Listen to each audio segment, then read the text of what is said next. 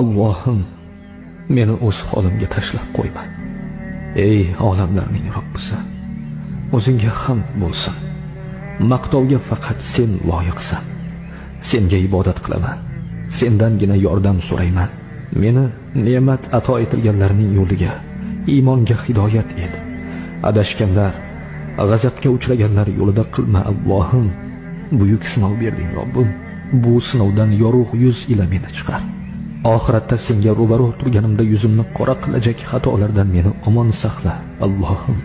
Sen madad bermasang, sen saqlamasang, na shayton hiylasiga bas kelaman, na nafsimdan g'olib bo'la olajakman.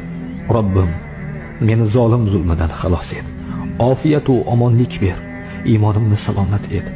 Rasuling Muhammad sallallohu alayhi va sallamga munosib ummat et. Robbim